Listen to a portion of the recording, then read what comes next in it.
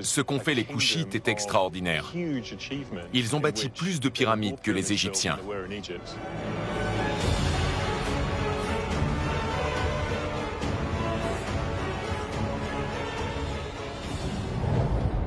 Le site de Méroé se trouve dans l'actuel Soudan.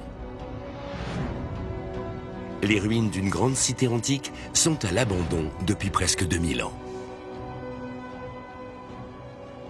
Quand on voit les pyramides majestueuses de Méroé apparaître au milieu du désert, on en reste bouche bée.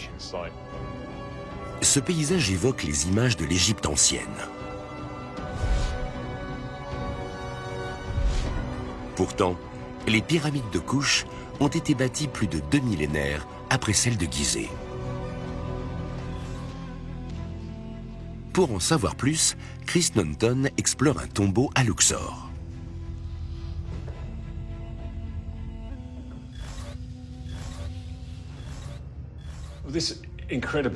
On voit une scène magnifique, avec beaucoup de personnages.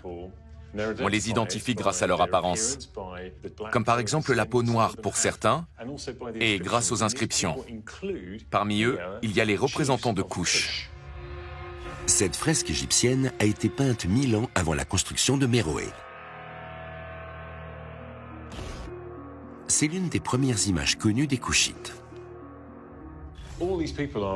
Tous les personnages apportent des cadeaux à quelqu'un représenté plus loin.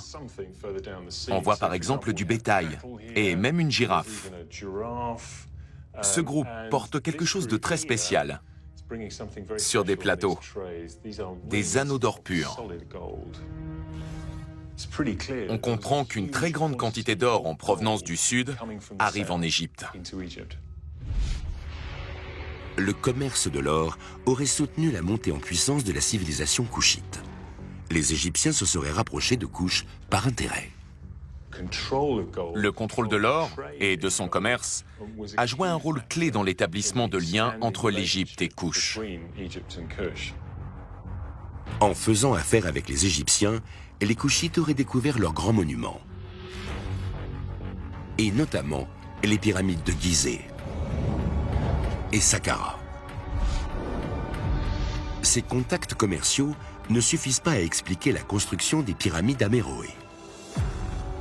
D'autres civilisations ont eu des contacts avec l'Égypte sans pour autant imiter son architecture. Certains indices laissent penser que les relations entre les deux pays avaient une facette beaucoup plus sombre. Plusieurs siècles avant le règne de Toutankhamon, les Koushites trouvent des gisements au bord du Nil.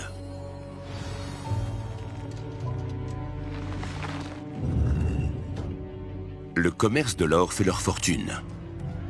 Et ils fondent une armée puissante.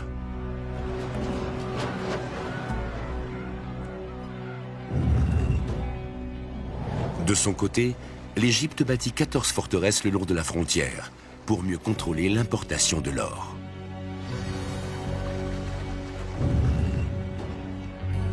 Au début, les relations sont pacifiques, mais au XVIe siècle avant notre ère, l'Égypte de Thoutmôsis Ier envahit Kouch pour s'emparer de ses réserves d'or.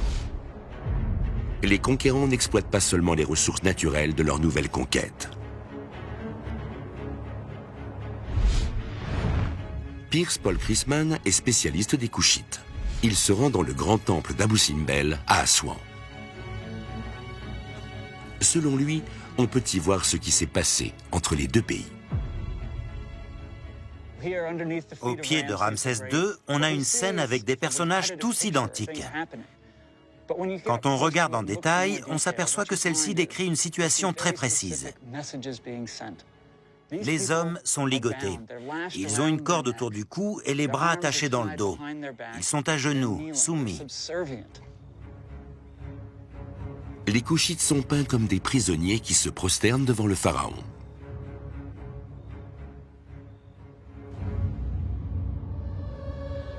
Dans le temple, le traitement que Ramsès II leur réserve est clair.